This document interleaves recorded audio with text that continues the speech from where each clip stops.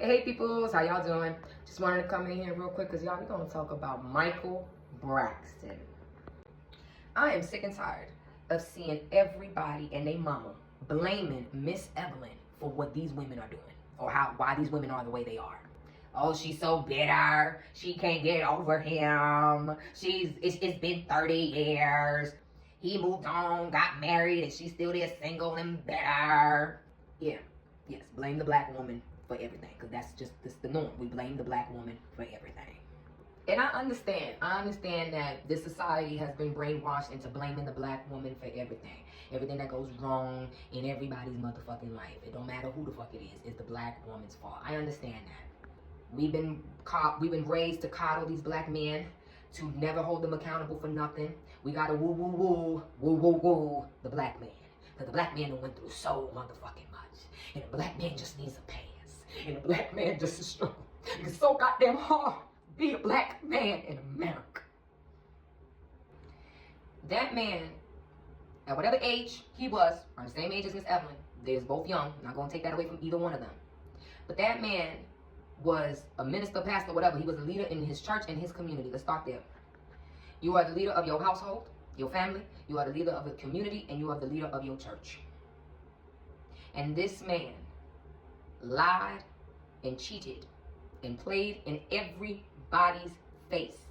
Presented himself to be someone that he was not. Preaching the word on Sunday, cheating and having harems and spreading it low, and whatever, however Miss Evelyn said, on Saturdays, okay? And God knows whatever else mess went on. Because as mothers, wives that go through shit with their husbands, because we all do, we don't ever tell everything. I could promise you that there are things that that man has done and said to Miss Evelyn that Miss Evelyn has never uttered out of her mouth to those girls. I promise you that. Now, why does Michael Braxton get that pass? Michael Braxton shouldn't get that pass, okay? Michael Braxton wasn't your average struggling black man out here. Not because he's a little light bright, but because his mama is white and Jewish. So, yeah, you didn't really start off like every other black struggling man out there. So let me put that out there. For 30 years, you was able to do whatever the hell you wanted to do because you had Miss Evelyn holding down the home, holding down your kids. That's why you had the freedom to do whatever the fuck you wanted to do. And we're not going, he don't blame, we don't let that slide because he done went through so much, right? Or, a man's a man, all men cheat. So, we ain't gonna hold them accountable for doing what they're supposed to do. They're supposed to cheat, and she's supposed to be at home taking care of the kids and just dealing with it, right? Man, they told the man, reveal the cheating to the church or step down. He chose to step down. He chose that other woman over the church. He chose the other woman over his community. They went to counseling. He cried in the counseling session about how he loved her, don't want to leave her, in love with her. Love Miss Evelyn, but he in love with that woman, don't want to leave her. Crying. I think only married women who have gone through a divorce or go through a divorce, who has gone through that can understand. You crying in my face to another person, you embarrassing me, crying to another person, to a stranger, about how you love another bitch. Yo, that nigga got a nice place in hell for that alone. When we go through a divorce and we go to counseling, we go into counseling with a little bit of hope still. That man took all that hope away when he did that, okay? So at that moment, he chose her. He chose the other woman over his wife, over the woman that has been with him through it all. Pretty much grew up with him. Help him become the man that he was with the other bitch. Then, y'all get a divorce. She gets a divorce. 30 days later, he married the other bitch and ghosts her and their kids. I don't give a fuck how old those kids were. They were grown women. I don't give a fuck. He abandoned his family for another woman. And Miss Evelyn don't got a right to be bitter. Miss Evelyn don't got a right to be pissed.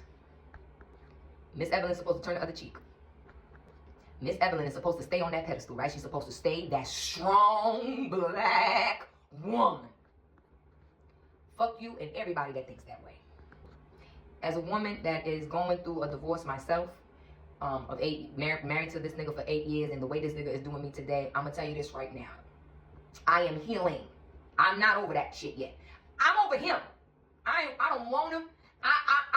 You know when somebody is so ugly on the inside that they just so ugly on the outside, that's him to me now. You understand what I'm saying? I don't want him, but I'm not over what the fuck that motherfucker did to me. I'm not over that. And I'm not going to tell you when I'm going to get over that. I have bitter days. Yes. I have days that I cry. Yes. I have days that I want to punch a wall. Yes. I have days that I'm sad, and there are days that I smile when I think about him. Like, get the fuck out of here. There is no blueprint. There's no checklist. There's no book on how you get over betrayal. Fuck a cheating, fucking embarrassment, fuck all of that shit. It's the betrayal. And ain't nobody gonna tell me or any other woman or man, anybody that has gone through betrayal, how and when to get over it. Miss E ain't on y'all timeline, my timeline, anybody's timeline. If she want to get over it today, if she want to get over it 30 years later, hell, if she want to get over it on the day she meet Jesus, his motherfucking self, she could do that. She could get over it whenever she wants to. She could be mad about it if she wants to. She could be bitter about it if she wants to, because that motherfucker did her wrong. And I don't give a damn if, he moved on. Hell yeah, he been moving on while he was with her. He was doing him the whole entire time while she stayed put. And now you want me to just get over it? You just pick up the piece? What? Get the fuck out of here. We're going to play this clip right here. And this clip right here let me know the type of ain't shit nigga that nigga is. I already knew that nigga was ain't shit man. We knew that. But this part right here is going to explain why he is an ain't shit father as well. And why he is the reason why those women are how they are today. They don't have mommy issues. Their mama didn't leave them. Their mama didn't betray them. Their mama didn't hurt them. Their mama didn't bamboozle them. Their mama didn't wake up one morning and change and ghost them. That was Michael Braxton. They have daddy issues. That's why ain't none of them women got good men. Mama Braxton didn't go through 3, 4, 5 divorces. They didn't see their mama go through it with all these different men. No. They saw their mama done wrong by one man. The man. Their father. That preached one thing and turned out to be a complete hypocrite. Betrayal, y'all. Betrayal. He betrayed his daughters as well. He betrayed their trust, their love, how they, that's their foundation. They mama and they daddy. And they daddy fucked up. Let's watch. There's been a lot of family stuff going on. Most of it is, surrounding around the divorce of the youngest. I'm just concerned about how Tamar is. How is Tamar? No one knows. She's not returning anybody's phone call. I'm just going to show you something. This is Mommy talking to TMZ. We've tried to contact Tamar, but she won't respond to any of our messages. I'm very hurt that my sister is going through this, and it seems like she's going through it by herself, and she doesn't have to. Women keep his hands off of her. Well, Daddy, you've heard. I don't know. You even had a conversation with Vincent yourself. I have rumors. I do appreciate you telling me. Daddy, I'm gonna have as much candor as I can.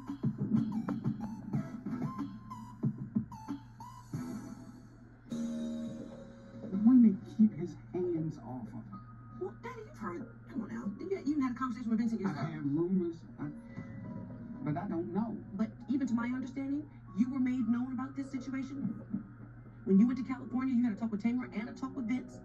But Daddy, rumors, quote unquote, don't surface over and over and over again. And allegations don't surface over and over and over and over again just because people feel like saying it.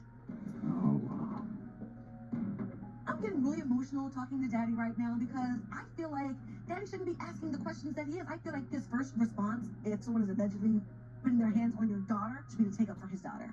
I told Vincent, if something's going on, do something about it. No, Mr. Braxton, ain't nothing going on. I'm telling you, just like you sitting across from me, Tamar sat right there, and both of them swore, but nothing going on. Since I'm from old school, and old school rules are, if someone put their hands on your daughter, they might as well put their hands on you too. So if I had witnessed Vincent putting his hands on my daughter, it'd been hell to pay. Now you know when somebody playing in your face. You know when somebody playing in your face. And Trina face is like, stop playing with me. Stop playing in my face right now. he is acting like this is the first time he's ever heard of Vincent putting his hands on his daughter. Peep the brother, his son, Michael Braxton Jr. Peep his reaction too. Oh, wow. Then the man get in the confessional and say, well, you know, I'm from the old school. And you know what that means. And then in that same breath say, if I would have witnessed Vincent put his hands on Tamar, you need to see it? I'm thought you's from the old school. Niggas from the old school, how they real niggas, real men that really about it. They just gotta hear that somebody put their hands on their daughter. They just gotta hear. You gotta see it. Man, he's those women's problem. That man is the issue. That man is the root, and that man is the villain, okay? That man is a coward. When you grow up thinking that your father is that Superman, is that nigga that's gonna stand for you, especially as a girl. Especially as a girl. And then you come to find out when it's time to really be about it, and you looking for your daddy to help you, and your daddy is a bitch ass nigga. Your daddy is a coward. Your daddy really ain't about it. Your daddy's never been a man about nothing, really. Your dad has been living a double life. Your dad has never been man enough to confront his wife about his true feelings. His daddy ghosted us when it was time to really show your face and stand on business and stand on your decision. You ran like a coward. My dad's a coward. That's what fucked up these women. That's what fucked up these women. Realizing that their father is not the nigga that he portrayed himself to be, and they still holding on to that because they live by that respect thy mother and thy father bullshit. I don't do that shit anymore. My father was a Michael Braxton. My father is a Michael Braxton. That's why I don't talk to him today. I had to place him. I had to love you from a distance because you had fucked me up. And then you don't want to take accountability for it. Michael Braxton, that nigga knew Vincent was beating Tamar's ass. He knew that. Trina said it. You done had conversations with him. That's why Trina reacted like that. That's why Trina said that in the confessional. Her brother's there talking about, oh, wow. A real brother, a real man would have been like, oh, word? Oh, word. Oh, he put his hand on my sister? Oh, where Vincent at? Oh, where Vinny at? But he reacted in the same way his daddy. None of them had a real man in their life. None of them had a real man in their life. Why you think Ashley was saying that her mama gave them up? You think as a mother, as a woman, we don't see Krishan Rock over here with her baby.